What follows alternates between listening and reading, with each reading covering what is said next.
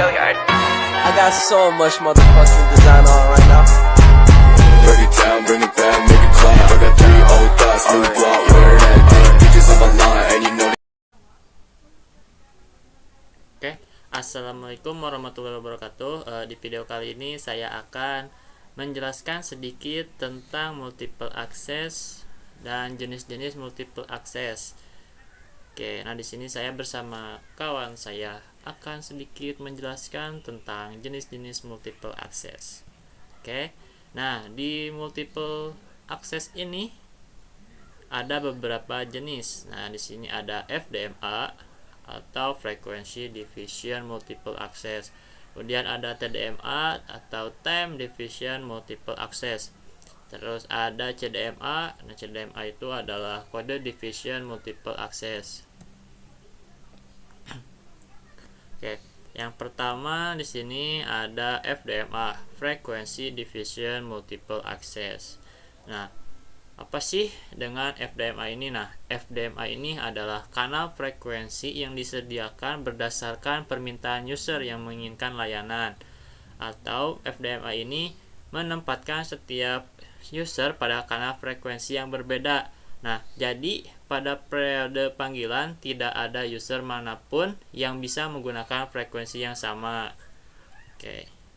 Nah, kemudian ada karakteristik FDMA. Nah, karakteristik FDMA ini yaitu ada pembagian kanal berdasarkan pembagian frekuensi, lalu ada pengiriman dan penerimaan informasi yang berlangsung dalam waktu yang bersamaan, lalu ada FDMA mempunyai bandwidth yang lebih sempit, kurang lebih ada 300 kHz, lalu ada lower transmission overhead, proses handoff cukup kompleks, tidak fleksibel terhadap layanan-layanan baru.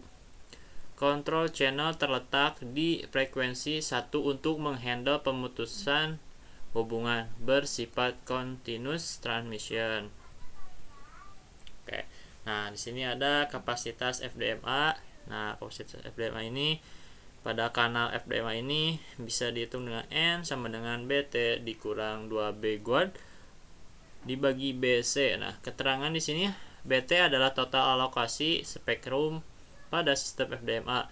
B guard di sini adalah guard band yang terletaknya berada pada ujung spektrum frekuensi. Kemudian ada BC adalah bandwidth kanal.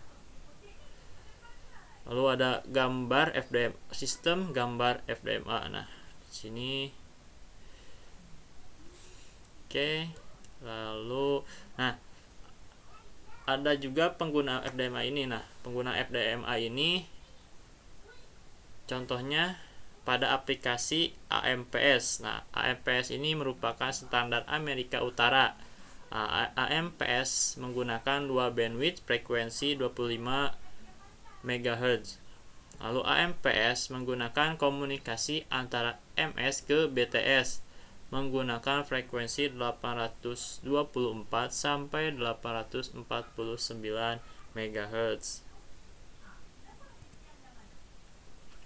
Kemudian yang kedua ada TDMA. Nah, TDMA ini yaitu Time Division Multiple Access. Oke, apa sih dengan TDMA? Nah, TDMA ini adalah membagi sistem kanalnya menjadi beberapa time slot. Nah, satu time slot digunakan oleh satu user. Jadi setiap satu time slot ini digunakan oleh hanya satu user untuk mengirim atau menerima informasi.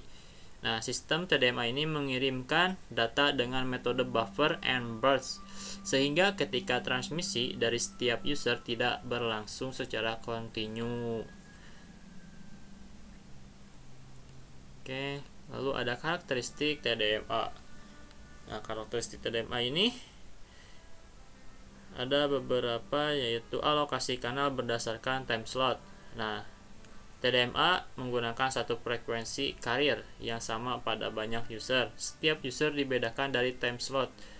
Nah, jadi setiap user itu dibedakan dari time slotnya. Oke.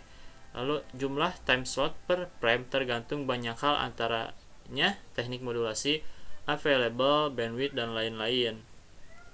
Lalu data transmission bersifat burst transmission. Proses handoff menjadi lebih sederhana dibanding FDMA. Jadi proses handoff-nya itu lebih sederhana dibandingkan dengan FDMA. Memerlukan bit-bit sinkronisasi. Alokasi slot bagi user bisa beragam tergantung pada kebutuhan traffic dari user. Oke. Nah, sini ada penggunaan TDMA. Nah, penggunaan TDMA ini sini saya ada contoh aplikasi dari TDMA adalah GSM yang merupakan standar Eropa. Setiap kanal atau carrier mempunyai bandwidth-nya sebesar 200 Hz. Oke, pada bandwidth 25 MHz dibagi menjadi 124 carrier. Nah, jadi setiap carrier dialokasikan 8 time slot. Oke, nah di sini ada kanal dan struktur frame dari TDMA. Nah, jumlah kanal sini bisa dengan menggunakan perhitungannya, yaitu N sama dengan M dalam kurung B total dikurangi 2 backward dibagi B C. Nah, di sebelah kanan ada gambar dari satu time slot TDMA. Satu slot TDMA ada satu frame TDMA. Oke, mungkin cukup sekian dari saya dan selanjutnya akan dijelaskan oleh kawan saya. Baik, di sini jadi saya akan melanjutkan penjelasan tentang CDMA, yang dimana FDMA dan TDMA-nya sudah dijelaskan terlebih dahulu oleh teman saya. Nah, jadi di sini saya akan menjelaskan CDMA.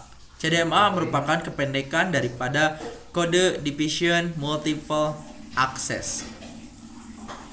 Kita lanjut aja ke CDMA. Nah, CDMA ini pada sistem CDMA menggunakan frekuensi carrier yang sama dan waktu pengiriman secara bersamaan. Jadi menggunakan frekuensinya ini yang sama dan waktu pengirimannya juga bersamaan gitu.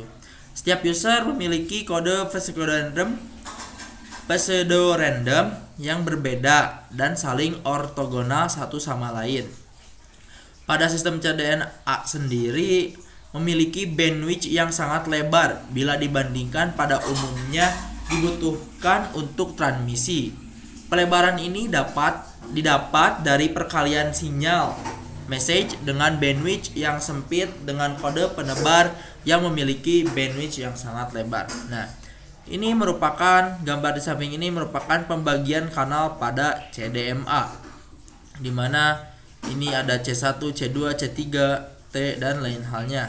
Kita next ke karakteristik CDMA itu. Nah, karakteristik CDMA yang pertama yaitu pada user sistem CDMA menggunakan frekuensi yang sama. Sistem duplexing dapat menggunakan TDD maupun FDD.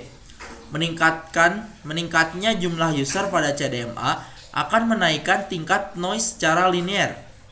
Performansi sistem akan berangsur-angsur menurun dengan bertambahnya jumlah user dan akan naik bila jumlah user dikurangi.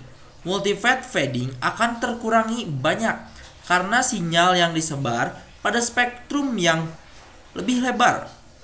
Jika bandwidth daripada range spektrum lebih besar dari bandwidth kohoren kanal, maka perbedaan frekuensi kohoren kanal akan mengurangi efek small cell fading. Nah, kanal data rate yang besar konsekuensinya durasi simbol yang sangat pendek dan biasanya akan lebih kecil dari waktu delay spread kanal. Terakhir, shape jamming merupakan CDMA. Shape jamming meningkatkan spreading sequence daripada yang tidak berbeda dengan benar.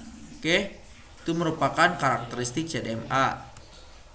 Nah, untuk kapasitas CDMA sendiri, kapasitas kanal pada CDMA memiliki rumus yang N sama dengan 1 ditambah W per R per EB per NO dikurangi N per S, di mana penjelasannya ini N adalah jumlah user yang dapat dilayani, W adalah which bandwidth total CDMA, R-nya adalah rate information, N-nya Ravan daya noise, S-nya daya sinyal.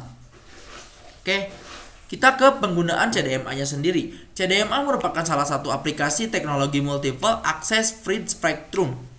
Terdapat dua jenis spread spectrum, yaitu direct sequence dan frekuensi hopping, ya. Jadi di sini CDMA ini merupakan salah satu aplikasi teknologi multiple access, ya. Oke. CDMA sendiri digunakan dalam sistem seluler menggunakan teknik direct sequence spread spectrum ya, seperti itu. Oke, mungkin cukup sekian yang bisa saya sampaikan. Kurang lebihnya mohon dimaafkan. Terima kasih. Wassalamualaikum warahmatullahi wabarakatuh.